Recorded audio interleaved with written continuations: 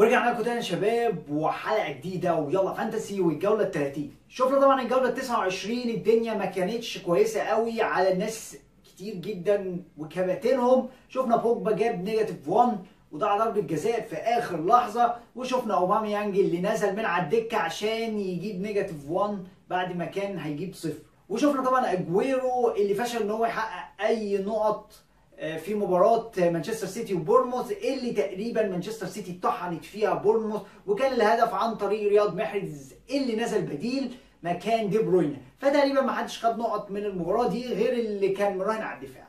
وشفنا طبعا مباراة ايفرتون وليفربول اللي صلاح جاب فيها 3 نقط وخيب امال الناس اللي مكابتناه، فالدنيا صعبة قوي، ما حدش نجا غير اللي جابه كين.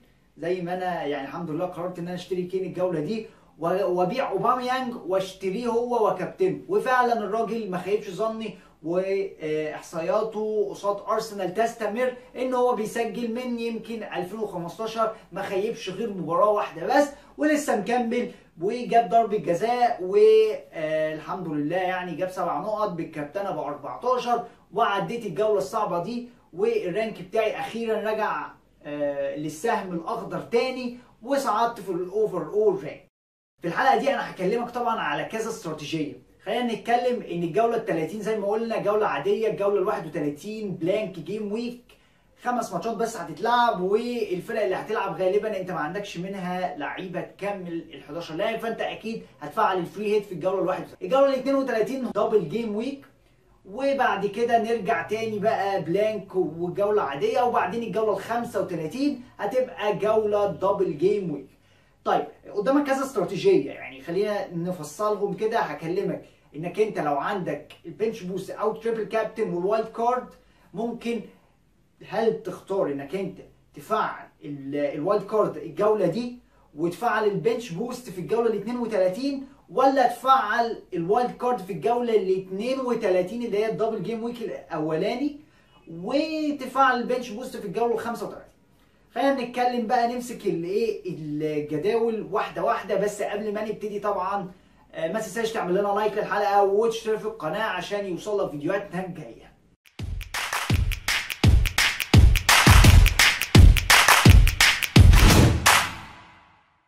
بالنسبه بقى للناس اللي زي ما قلنا ما عندهمش فري هيت ويعني الجوله هتبقى صعبه عليهم، ما تقلقش انا مش ناسيك في اختيارات الجوله دي. هتكلم على اختيار من يعني انك انت لو ما عندكش فري هيت، واختيار لو انت عايز تبني فرقه وايلد كارد. خلينا بقى نرتب الاسبوعين كده ونشوف الدنيا ماشيه ازاي.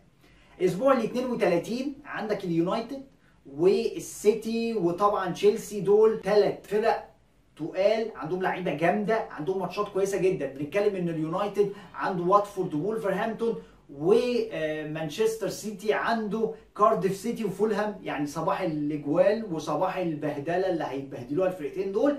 وتشيلسي عندهم برضو ماتشين كويسين يعني جايين، فانت ممكن تفكر في زي ما قلنا البنش بوست في الجوله دي، او تروح للجوله ال 35 اللي مانشستر يونايتد هيلاعب فيها مانشستر سيتي، والمباراه الثانيه هتبقى كويسه يعني ماشي. ومانشستر سيتي طبعا هيلعبوا توتنهام وهيلعبوا مانشستر يونايتد. ارسنال اللي ممكن تكون ماتشاته الاثنين حنينه في الجوله ال 35 هيلعبوا وولفرهامبتون وكريستال بالاس، وخلينا نقول برضو ان وولفرهامبتون فرقه عظمها ناشف، فمش سهل برضو الدنيا يعني بالنسبه لارسنال. فبعد بقى ما مسكنا الاسبوعين دول وقارنا، انا شايف انك انت تفعل دلوقتي الوايلد كارد في الجوله ال 30 وتعمل حسابك انك انت هتفعل البنش بوست في الجوله ال 32، وان شاء الله يعني ماتشاتها تكون اخف. وعلى الورق طبعا كل الكلام ده على الورق، ممكن مانشستر سيتي طبعا يلعب مباريات سيئه جدا ضد كارديف سيتي وفولهام، بس كل الكلام ده على الورق ان الجوله ال 32 هي الاقرب، وهي الجولة اللي انت لازم تراهن عليها بشكل كبير وتخش وانت عندك 11 او خلينا نقول كمان 15 لاعب جاهزين يجيبوا نقط كتير في الجولة دي. عموما الناس بقى اللي ما عندهاش فري هيت هتلاقي في الاختيارات 100% لاعب ممكن تشتريه لو انت عايز تجهز للجولة ال 31. فيلا بينا بقى نبتدي في توقعات النهارده. بالنسبه لحراسه المرمى زي ما عودناكم فابيانسكي حافظ على الكلين شيت المباراه اللي فاتت. هيلعبوا كارديف المباراه الجاي، غير ان هم عندهم مباراه في الاسبوع ال 31 ومباراه حلوه جدا. ممكن فابيانسكي لو انت ما عندكش حارس اهو للناس اللي ما عندهاش فري هيت، روح هات فابيانسكي لانه الجوله ال 31 هيلعب وعنده حتى المباراه الجايه حلوه والمباراه اللي بعدها. بدايه في خط الدفاع الكسندر ارنولد المباراه الجايه حلوه. هيلعب الجوله ال 31، فلو انت ما عندكش حد من دفاع الليفر او حتى عندك عنصر واحد ليفربول ماتشاته الجايه حلوه. ارنولد جاب 18 نقطه في 9 نقط من ساعه ما رجع وهو بيجيب نقط كتير، اوبشن حلو تراهن عليه قوي لو انت مش من الناس اللي عندها فري هيت. في تاني اختيار طبعا ديفيد لويز، تشيلسي المباراه الجايه حلوه جدا. شفنا تشيلسي الى حد ما بيرجع لفورمه الانتصارات بعد نكسه السيتي، والمباراه الجايه عندهم صحيح مباراه ممكن تكون صعبه شويه ايفرتون، بس خلي بالك كمان ان ديفيد لويز برضو تشيلسي هيلعبوا في البلانك جيم ويك في الاسبوع ال 31. بالنسبه بقى لخط النص وبدايه سانيه ريح المباراه اللي فاتت، فاكيد هيلعب المباراه الجايه، والمباراه الجايه ضد واتفورد مباراه حلوه كمان. سانيه من الاوبشنز اللي انت ممكن تبني عليها اختياراتك لو انت هتفعل وايلد كارد الجوله دي. وخلي بالك وافتكر ان هم عندهم دبل جيم ويك حلو جدا ضد كارديف سيتي وفولهام. تاني واحد في الاختيارات ده بقى اختيار الناس اللي ما عندهاش فري هيت، وهو بروكس راجع من الاصابه، سعره رخيص، لاعب حلو جدا، ممكن تجيبه للجوله الجايه. كمان بورنموث ماتشاتهم الفتره الجايه هتبقى حلوه وسهله وجميله، غير كمان ان عندهم في الجوله ال 31 مباراه كويسه ضد نيوكاسل، وفرصه ان شاء الله بروكس يعمل حاجه.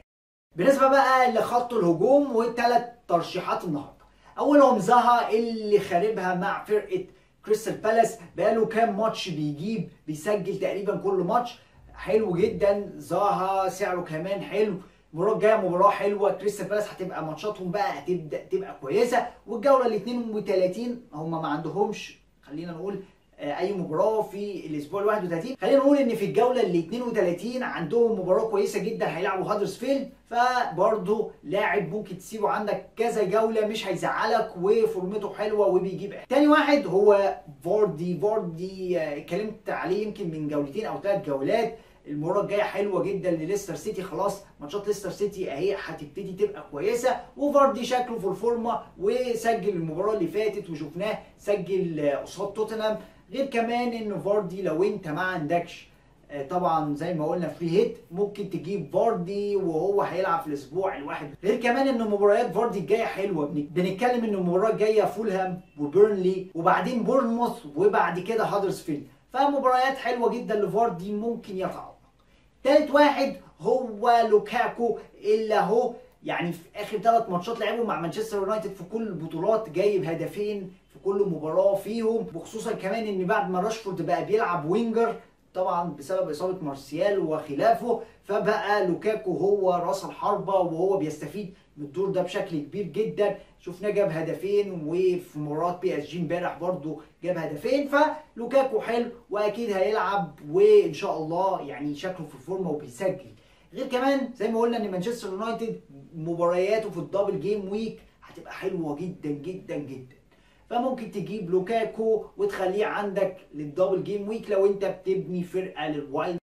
بالنسبه بقى لخيارات الكابتنه وبدايه باجويرو، المباراه الجايه حلوه جدا لمانشستر سيتي زي ما قلنا، ممكن تكابتن صلاح كمان، ممكن تكابتن كين اللي الفتره الجايه متوقع ان هو هيشد شويه في الاهداف عشان يلحق صلاح واجويرو اللي طايرين في صداره الدوري، اللي طايرين في صداره الهدافين.